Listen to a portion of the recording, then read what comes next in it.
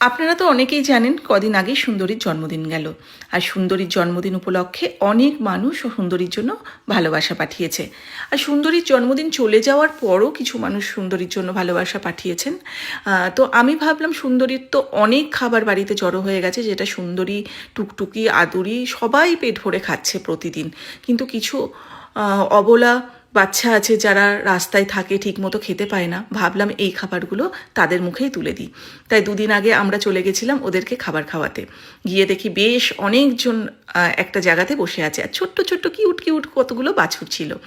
তো তাদেরকে ভাবলাম খাবারগুলো খাইয়ে দেবো। এর আগেও আমি এদেরকে খাবার খাইয়েছি। একটা জিনিস লক্ষ্য করলাম, এরা কিন্তু আমাকে ঠিক চিনতে পেরেছে। মানে একদিন যদি আপনি এদেরকে খাবার খাওয়ান, এরা কিন্তু আপনাকে সারা জীবন মনে রাখবে। এটাই হচ্ছে এদের একটা খুব ভালো দিক বলতে পারেন, যেটা মানুষের মধ্যে হয় না। এই যে ছোট্ট বাছুরটি, উনি হচ্ছে, যে ভদ্রলোক দাঁড়িয়ে আছে উনি হচ্ছে ওনার মালিক।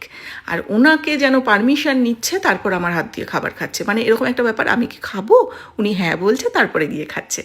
তো অনেক কিউট কিউট বাছুর এখানে ছিল। বেশ খানিকক্ষণ ওদের সঙ্গে সময় কাটিয়েছি। আর সত্যি কথা বলতে এত ভালো লাগছিল ওদের সঙ্গে সময় কাটাতে, আপনাদেরকে বলে বোঝাতে পারবো না। আমি তো ঠিক করেছি সপ্তাহে একদিন হলেও আমি এদের কাছে যাব। আর এই যে ইনি কিন্তু ভীষণ রাগী, বড় বড় শিং নিয়ে গটগট করে আমার দিকে তাকিয়েছিল। তোর মুখের গোড়াতে গিয়ে দিয়ে আসতে হয়েছে। আর এই বাছুরটি আমি লক্ষ্য করলাম, এই বাছুরটি মানে এটা হচ্ছে মা, এর পাশে আরেকটা ছোট্ট বাছুর বাঁধা আছে। দূর থেকে আমাকে সমানে ডেকে যাচ্ছে, তুমি কি আমার কাছে একটু আসবে, তুমি কি আমার কাছে একটু আসবে। তো ওর মাকে খানিকটা খাবার দেওয়ার পর ওর সাথেও গিয়ে একটু আলাপ করে এলাম। কিন্তু এতটাই ছোট ওরা যে ঠিকমতো খাবারও খেতে শেখেনি। আর ওই পারে একটা ছোট্ট কিউট বাছুর বাঁধা আছে, ও অনেকক্ষণ ধরে আমাকে লক্ষ্য করছে আর মাঝে মাঝে অ্যাম্বা অ্যাম্বা করে ডাকছে।